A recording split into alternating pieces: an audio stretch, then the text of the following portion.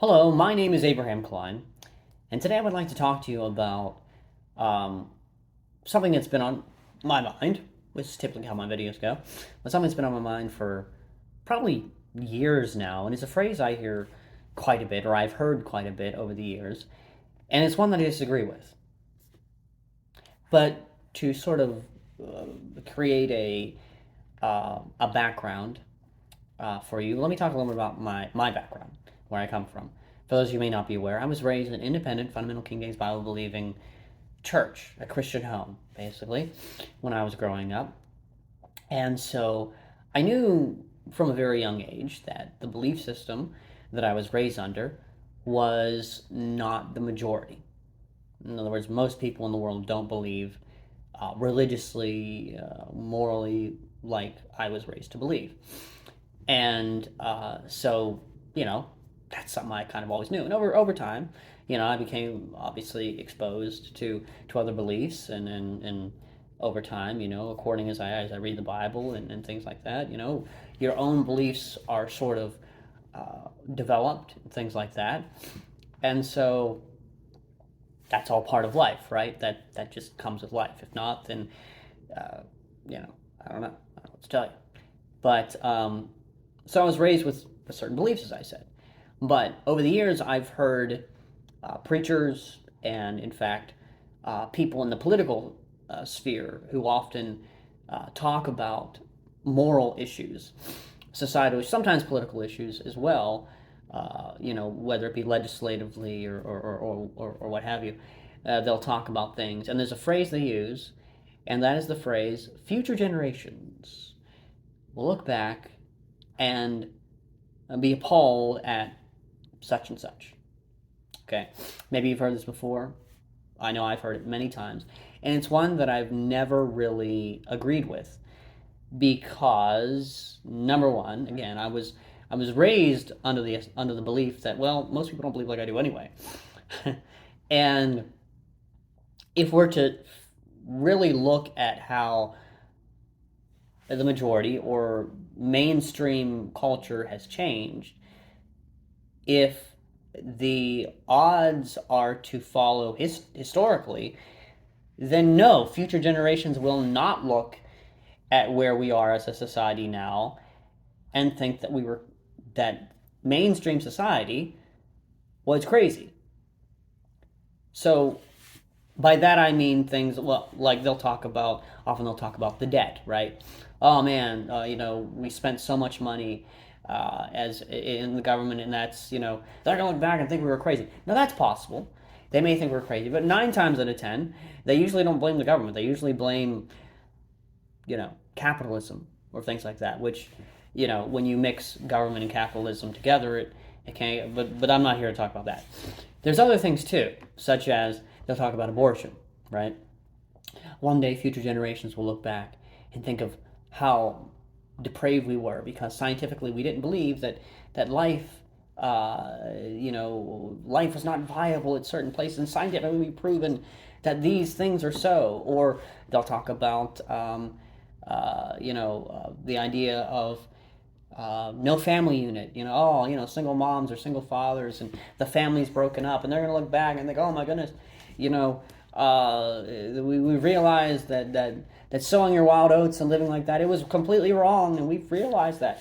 Or now they'll talk about the transgenderism movement and how that, oh, future generations will look back and think that we were barbarians for cutting up and mutilating bodies of little children and things like that, and how that it was, how, that by simply removing certain parts of your body or adding certain parts to your body, that somehow you became more affirmed of who you were and things like that. And honestly, I'm not convinced of that. Again, we if we look back in the not too distant past, we see there was the passing of Roe versus Wade, right? Well, today, mainstream culture still believes that that was good. Yes, there's many people who have since come to the realization that, yes, okay, that actually is a human being inside the body. And for you to do that, you are destroying a human, and that's wrong. But again, mainstream society still thinks that's okay. And as time goes on, unfortunately, I'm afraid to tell you that there's probably going to be people in the future who will be completely okay with the idea of killing a viable baby, not only up until the day of pregnancy, but probably even up till 2 years afterward. It's already being talked about today in colleges. And what starts out in colleges will eventually probably be the case in reality. We talk about the sexual revolution. You don't have to be too big of a scientist to realize in the 1970s they started this big time sexual revolution in the United States, right? Oh man, everybody was sleeping with everybody. Oh man, anybody could be with whomever they wanted. And it was fine. Man, we're living it up. Life is so good. We are so happy. We are finally free from the bondages of the mom and pop traditional family. And then the 1980s, we got the AIDS epidemic. Wait, somehow we didn't see that those two things could possibly be related? No, in fact, we just saw that as a bump in the road. Most people today, again, some people see the light, but most still see, oh, it just wasn't what it was. The best thing to do is just live your life and do what you want. Sell your body because it's freeing, but don't objectify people. Okay? And then we got transgenderism. That's kind of a hot topic right now. And right now, many of us believe that the idea of having to mutilate your body to affirm the identity that you think that you are sexually as a male or a woman or as a non-binary, that somehow we're going to look back in the future and think that that was ridiculous. But look how easily it was for it to just simply be accepted that transgenderism was a legitimate thing. Truth of the matter is, the future is probably not going to be kind to us. I'm sorry to say. Now, this is not to discourage people. This is not to sound like a naysayer. But unfortunately, I believe in the future, abortion, the sexual revolution, the idea of breaking down the bonds of marriage, the idea of growing up, getting married and having a family and children and raising them up correctly, to be who they are. And the idea that a man is a man and a woman is a woman. There's chromosomes to indicate that. There's genitals. I mean, gender and genitals have the gen. It's the same root word to mean the same thing. I mean, how? But anyway, it doesn't make sense to us now. But as time goes on, I'm sad to say, future generations, they're not going to look back at these times and think that we were the good guys. In fact, I think as time goes on, if God were to perform a miracle and I were to get married and have kids and grandkids and all that kind of stuff, the chances are future generations of mine will think that I am a bigoted monster. They will think that I was completely off my rocker to ever think that abortion was wrong. The idea that a man and woman should just get married and have a family was outdated. And the idea that a man is a man and a woman is a woman was so scientifically in the past.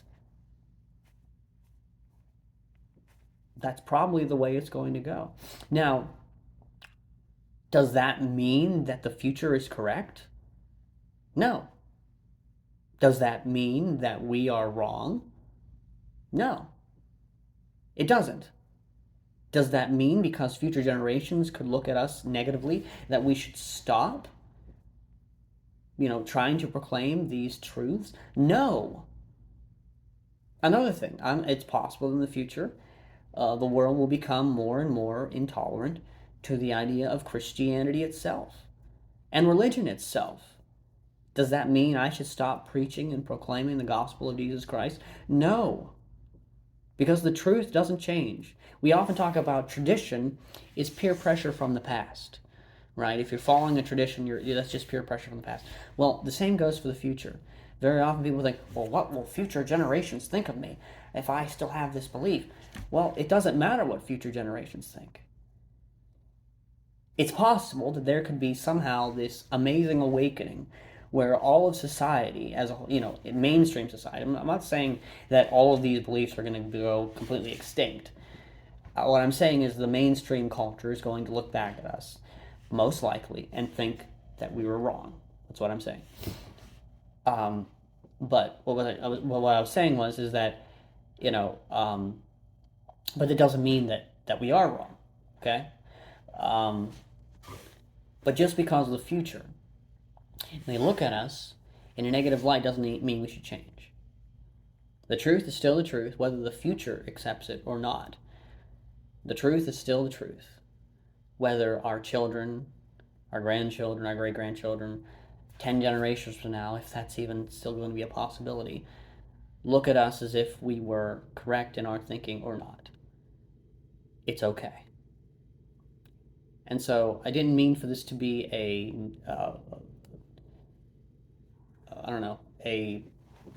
depressing thing, but the truth is, pretty much, be prepared to be hated by future generations for what you believe. If you believe in certain absolute truths, as far as, biblically, morally, and even scientifically, unfortunately, that is the future. Again, it may not be. I mean, we might society as a whole may one day, a light bulb might go off. We might realize, oh, wait a minute, maybe all this was foolish. But chances are they won't. But does that mean we should stop telling the truth, proclaiming the truth, and teaching it to our children and future generations? No, it does not. So with that, I want to thank you for watching, and I hope you have a great day.